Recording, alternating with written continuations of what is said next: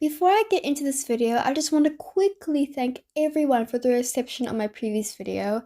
It got 2K views in a week, which is pretty insane and more than doubled my subscriber count. So thank you so much to everyone who liked, commented, subscribed, or just simply watched my video. It means the world to me that people actually watch my videos, and I hope you guys look forward to my up and coming content. Anyways, on to the video. Hi everyone, hope you guys are doing well. Welcome back to our YouTube channel. Today I'll be going over my favorite K-pop releases of 2024. For this list, I'll be looking at the release as a whole, so not just the title track. I will not include any Japanese releases, and I will only mention a group once, just to make it fair. But before I get into all of that, I just want to quickly mention some releases that were going to be in this video, but just didn't make the cut, aka honorable mentions.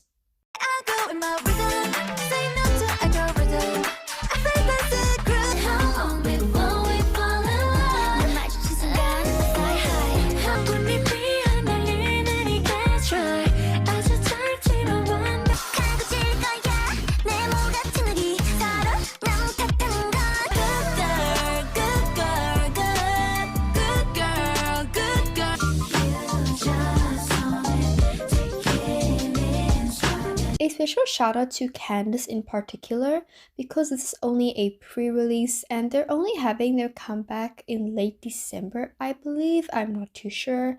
However, this song would have been the top 5. So, without further ado, let's get into it.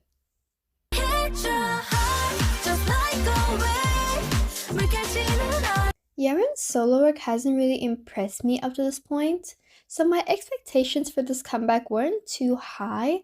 However, I was blown away by how good this release was. Wavy is this very bright, glittery track that reminds me a lot of Twice, which makes sense since Galactica, a producer that works a lot with J.Y.P, worked on this track. Wavy is so refreshing. Its production and vocals are kind of aged. It feels like something that would be released from like 2019 to 2020, which is what I love about it. The B-sides were a massive step up from her previous, the standout being For You. For You, just like Wavy, is a very fun summer track, however a lot more sentimental, and would be perfect for an OST for a drama. This comeback showed off her vocals much better than her first two, and the songs feel so Yerin to me. This comeback is her first under her new company, and while I'm unsure what the future holds for her, I think she's in good hands.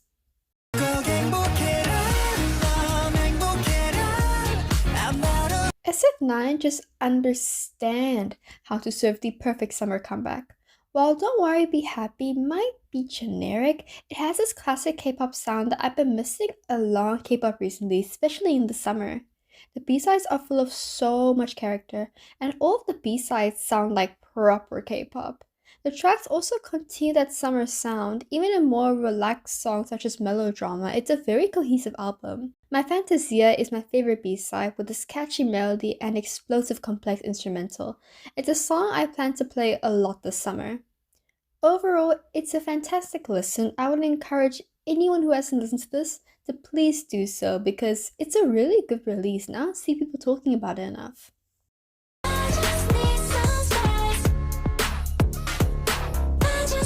Eve has just been raising the bar higher and higher for me with every release so far. Viola sounds like something Charli XCX would release during her #1 Angel era. The chorus is beyond catchy, and I always catch myself singing the chorus when I'm doing things during the day. The production is very hyperpop inspired and kind of messy, but I actually like how imperfect the production is on this track. Hashtag is the embodiment of the 90s and early 2000s, with this production reminding me a lot of Dark Child. And Gone Girl carries a lot of elements from her previous song, Diorama, but with a much brighter approach. Overall, I'm loving the creativity and love the music that Eve brings to the table, and this release shows off her uniqueness, creativity, and fun musical direction very well.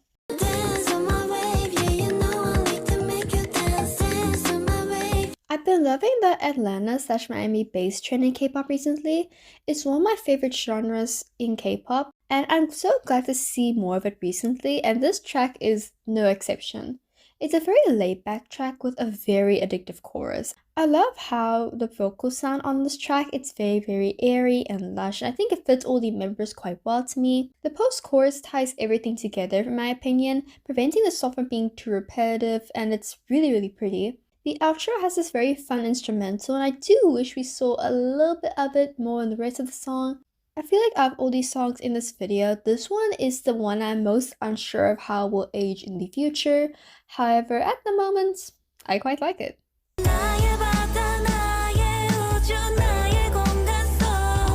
This song is genuinely such clickbait because you would think, it's a song from the main vocalist with this as the album cover, and the song is called My See My Universe. You would expect it to be a boring ballad, but it's far from it. It reminds me a lot of Wonder Boy by GWSM with its instrumental and melody. I love the fact that she's still working with Stupid Squad. Stupid Squad is a producing team that worked a lot with her group GWSM, and one of her fellow GWSM members actually joined Stupid Squad. So yeah, they're just one massive family, and I think it's really sweet. Seoryoung is one of my favorite vocalists ever, and this song definitely shows off her vocals quite well, and it's a very beautiful song. Please give this song a listen if you haven't already, as well as the other GWSM solo work. Like, it's all really good. I promise you will not be disappointed.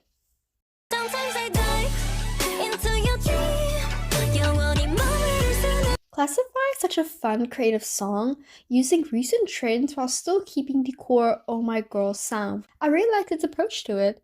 It's kind of like a 2024 take of Feel My Rhythm by Red Velvet, with its classical crossover. I think Classified did what Feel My Rhythm tried to do a lot better. It's a lot more cleanly executed, and I do think the elements are integrated much better. The B-sides are incredible, my favorites being Startup and La La La. Like I said, Oh My Girl is pretty good at keeping up with recent trends, but still staying true to their sound in this album.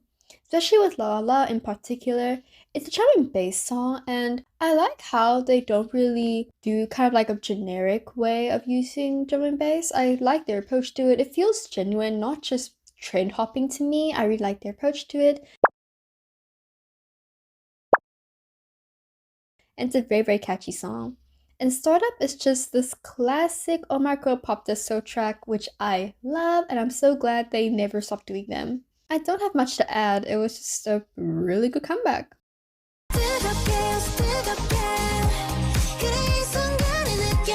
One thing about Brave Brothers is that they're going to have bad mixing, however they will give you some of the catchiest and prettiest melodies you've ever heard. Don't Cry starts with this very 2018 inspired instrumental, then transitions to this glittery pre-chorus with these addictive vocals and bursty melody. The chorus and post-chorus brightens the track, which matches the lyrics quite well. The outro is so explosive with these melodies and make me teary-eyed while listening.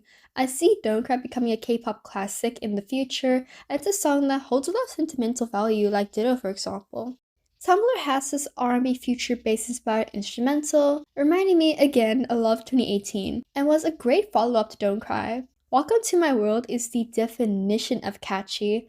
The instrumental is very playful with so many little details in its production, especially in the verses.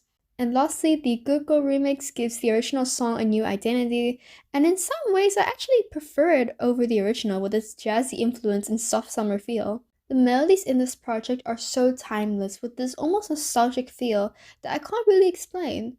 The instrumentals have so much character and carry that carefree summer vibe very well. Overall, I see this release aging extremely well in the future and honestly becoming a K-pop classic.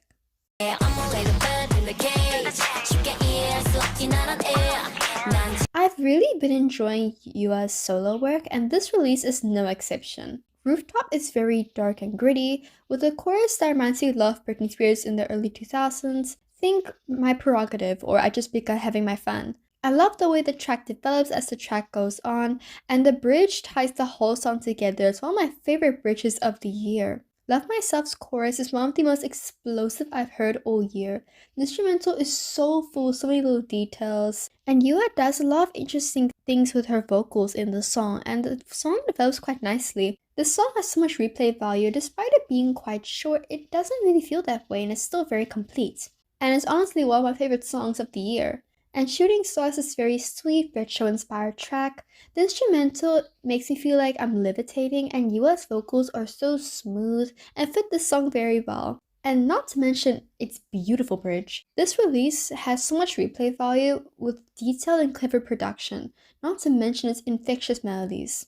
Overall, it's a very fun listen. When I touch you, kiss you, you're gone, realize. I feel like I mentioned Britney Spears quite a bit in this video. I can't help it, she's my favorite artist of all time, of course. But Midas Touch is definitely influenced by her work. The instrumental is one of the most full I've heard all year, with so much detail and packed to the brim with production design. The instrumental alone deserves to be on this list. Their vocals are very influenced by the 90s and the early 2000s. I feel like I'm listening to a girl group of that era. It's really cool.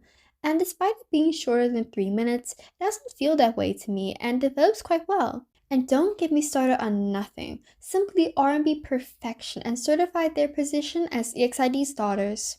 The melodies are so clean and thought out. I love the instrumental in the chorus in particular. It ties the whole song together with its beautiful strings, and the outro is just gorgeous. Not to mention that their vocals on the song are incredible and shows off how strong they are vocally. These two songs show off their creativity and R&B roots. Overall, this release genuinely impressed me, and yeah, it's just really good.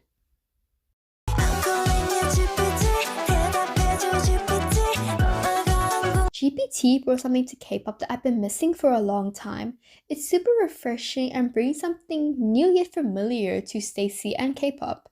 The track opens with these beautiful strings, creating this very dreamy fairy tale atmosphere, then transitioning to this bouncy ringtone-like instrumental. The instrumental is so unique with so many little details in its production. STAYC's vocal delivery throughout this project, but in this track particularly, are so lush and princess-like, especially in the Baby I Love You part. It also has a very cool concept with its lyrics. Meant to be just a classic STAYC R&B B-side, the intro's instrumental continues that dreamy fairy tale atmosphere that GPT had. The verses have so many little details in its productions that I can go on for hours about. The bridge is just gorgeous. The melody reminds me of Love 24/7 from the YoungLove.com album actually. And I love how the outro is just a 30-second long instrumental and is a great way to end this project. Also, the song is almost 4 minutes long, which is something that I need to applaud. Both tracks remind me of why I love STAYC and K-pop so much. It fixed every issue that I had with their Metamorphic album. The instrumentals are so detailed and dreamy, and the creativity and production was off the charts. So with all that being said, GPT is a favorite release of 2024, not just in K-pop, but in general. Thank you so much for watching, guys. Hope you guys enjoyed this. This was very, very fun to make. And also, please let me know what your guys' favorite releases are. I would love to hear about it. Anyways, bye!